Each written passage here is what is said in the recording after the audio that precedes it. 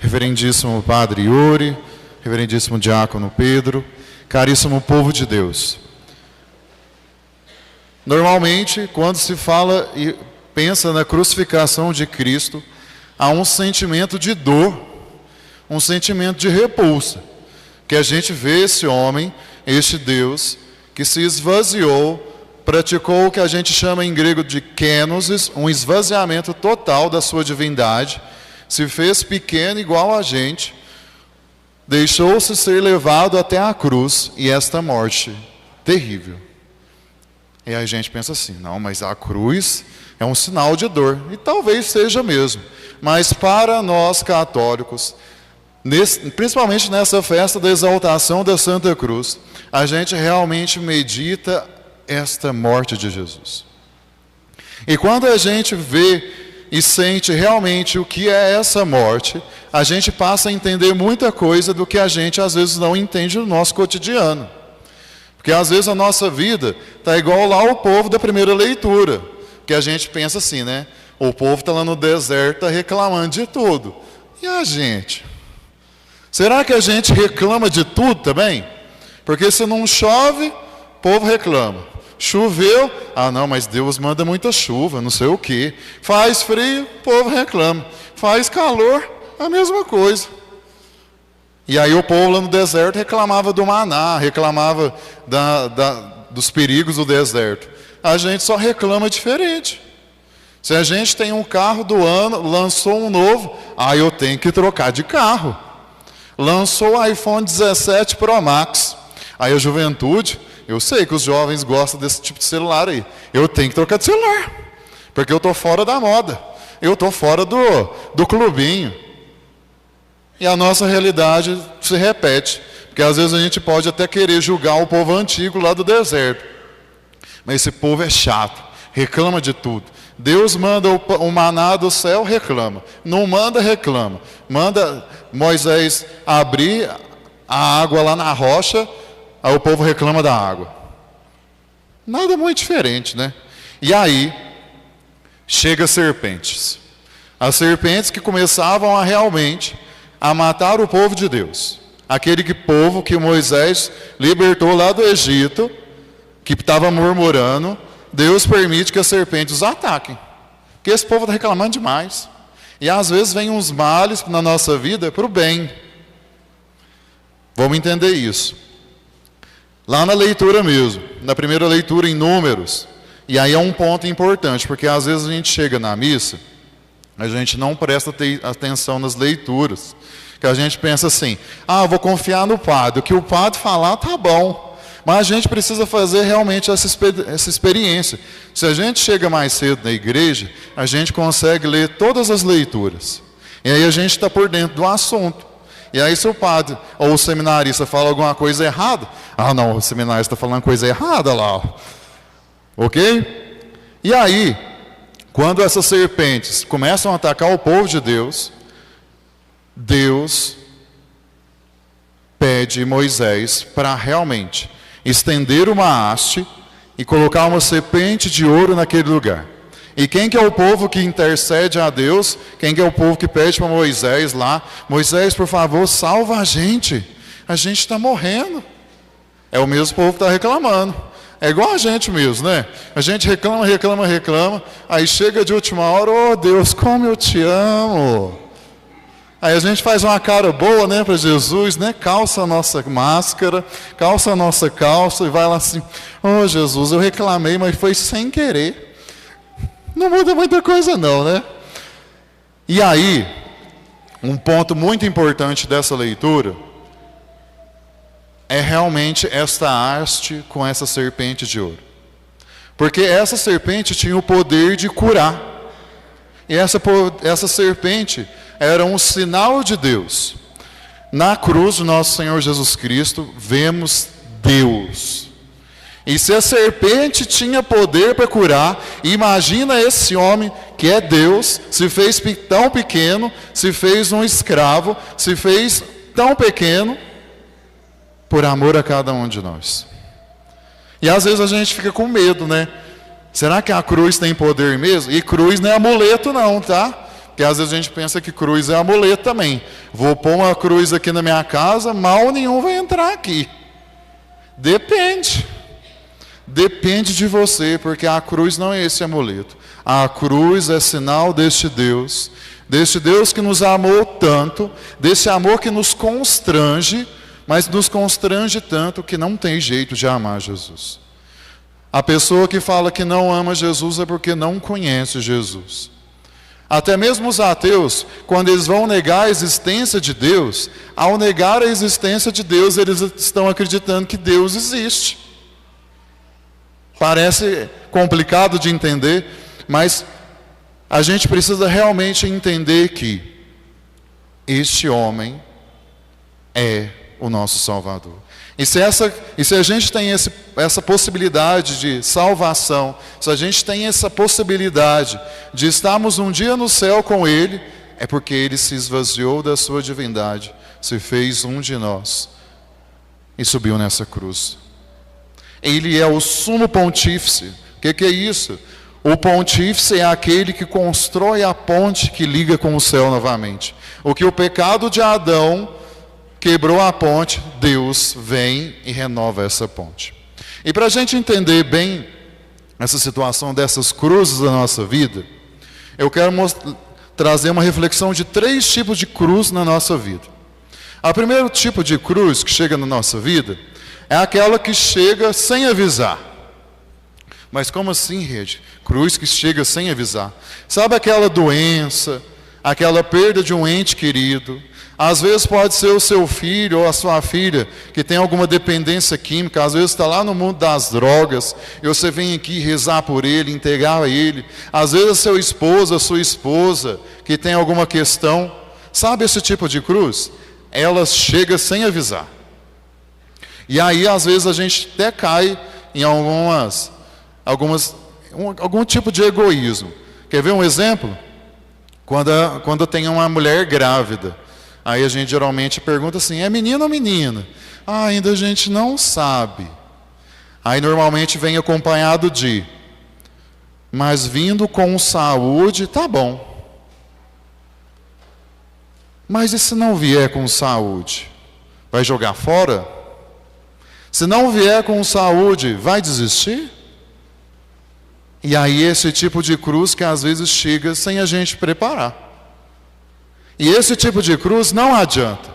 A gente não pode correr dela, a gente não pode deixar para outro carregar, que a nossa vida vai ser muito infeliz. Esse tipo de cruz, realmente a gente tem que abraçar essa cruz e carregar ela até o fim da nossa vida.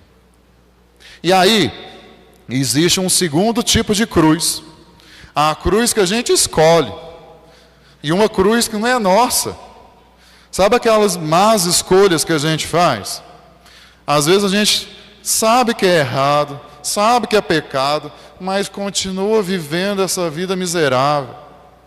Continua escolhendo viver uma vida de pecado, continua escolhendo viver, escolhendo errado, porque já acostumou. E esse tipo de cruz é difícil. Esse tipo de cruz dói demais, porque não é uma cruz nossa, não. Às vezes a gente tem a tendência também de ficar carregando cruz dos outros. E a gente não pode carregar a cruz dos outros, porque a nossa cruz às vezes já é pesada. Mas é a cruz, aí já entrando na terceira cruz, que Deus nos manda. Mas Redney, Deus não é amor, Deus não morreu na cruz para nos salvar, por que Ele vai mandar a cruz para a gente? Calma, vamos lá. O terceiro tipo de cruz é aquela cruz do céu, é aquela cruz para a nossa salvação. E esse tipo de cruz, Deus manda de acordo com aquilo que a gente consegue carregar. Deus nunca vai mandar uma cruz que a gente não possa carregar. Deus sempre sabe e conhece o mais íntimo dos nossos corações. E esse tipo de cruz, às vezes realmente é aquele irmão complicado, aquela pessoa complicada na nossa vida. Às vezes é o seu serviço na pastoral. Às vezes é o seu serviço no ministério. Porque às vezes a gente está num ambiente de vários tipos de pessoas diferentes. São pessoas de todos os tipos, pessoas que foram criadas totalmente diferentes uma das outras. Cada um teve uma criação, cada um teve uma formação. E isso faz parte da nossa diversidade da igreja. Cada um tem um carisma, tem uns que gostam de acordar 4 horas da manhã para rezar, tem outros que já é discípulo da madrugada. Eu, por exemplo, eu não dou conta de rezar com o Frei Gilson, não. É um amor de Deus, mas eu não dou conta. Tem os que já gostam de rezar o terço, tem os que já gostam de ser do apostolado da oração, tem os que já gostam de ser do cursírio, e cada um no seu jeito de servir, carregando a sua cruz que Deus manda.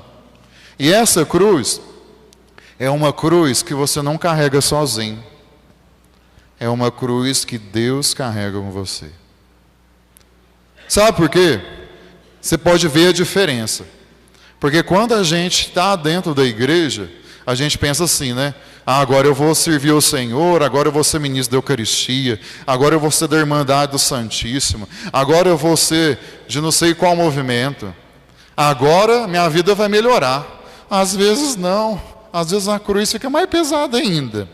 Só que existe uma diferença. Quando a gente carrega essa cruz sozinha, a cruz pesa. Mas quando a gente carrega essa cruz com Deus, é diferente. E eu vou contar um segredo para vocês aqui, mas vocês não contam para ninguém, não. Posso confiar? Eu vim com um propósito para Itaguara de evangelizar o povo, né? Falei assim, vou chegar lá, né, com o padre Yuri, vou ver o que eu vou fazer lá em Itaguara. Vim tentar evangelizar esse povo. E já tinha recebido que era uma notícia boa, viu? Que vocês é um povo bom. Só que foi ao contrário. Eu cheguei para evangelizar, mas eu estou sendo evangelizado. Sabe por que eu falo isso?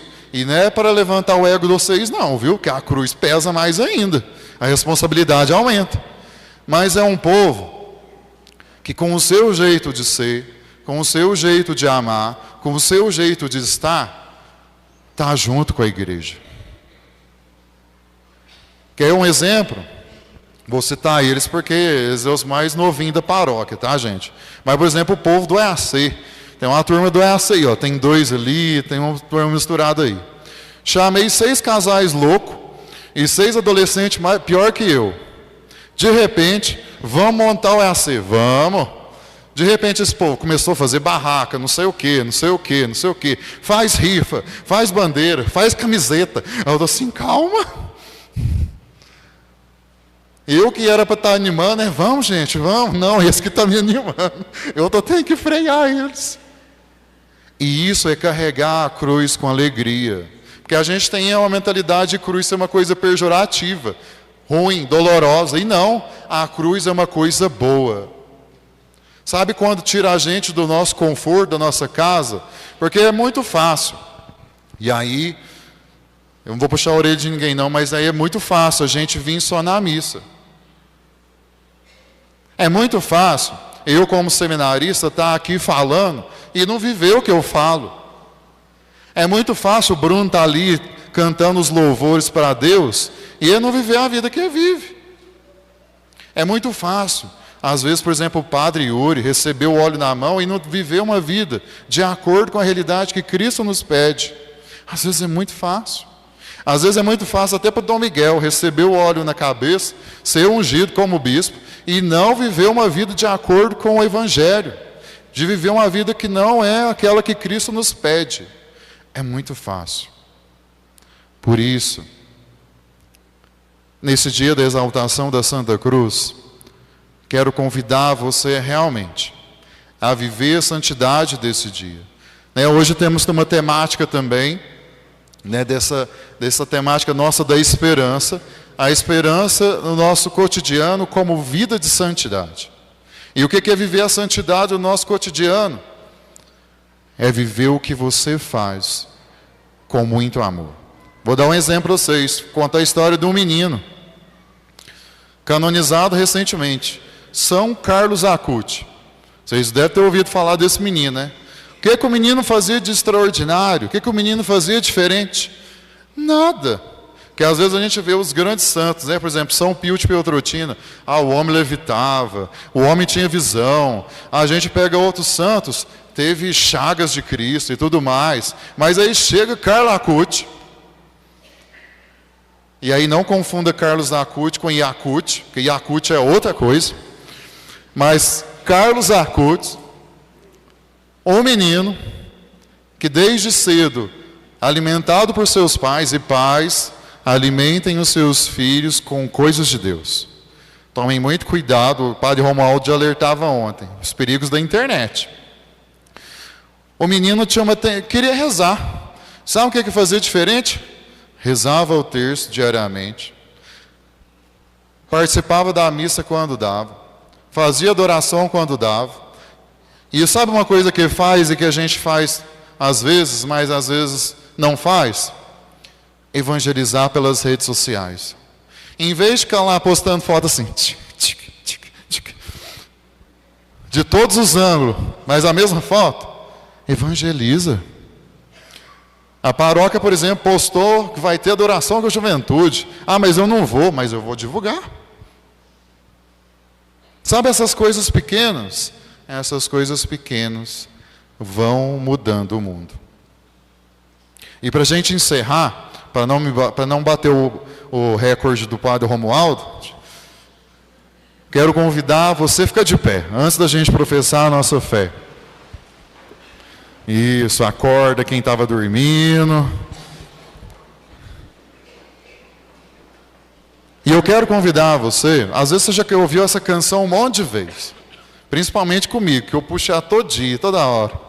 Mas é uma canção que fala muito com a gente, porque às vezes é a nossa realidade, porque às vezes a nossa realidade é um coração ressequido, um coração que não consegue mais amar. Às vezes é um coração triste, abatido, porque aquela cruz lá que a gente não escolheu está pesada.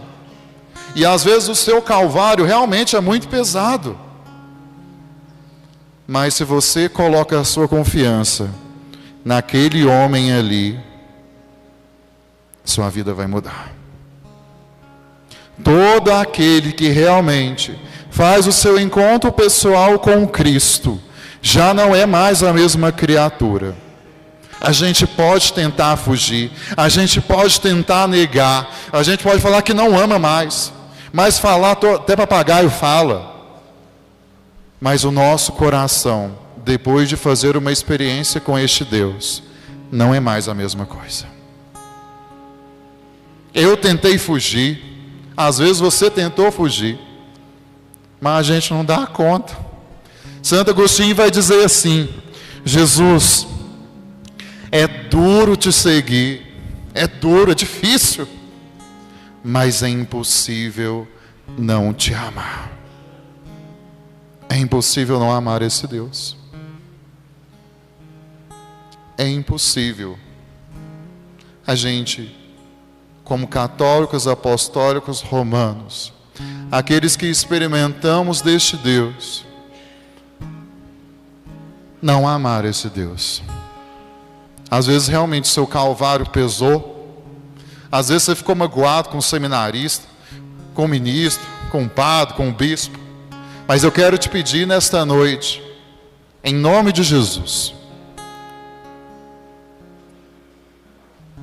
quem você tem que perdoar, perdoa.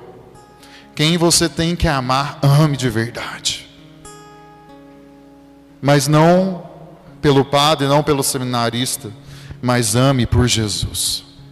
Porque se você amar por Jesus, aquela cruz pesada não vai ser mais pesada. Pode vir a espada, pode vir a doença, pode vir a tempestade que for.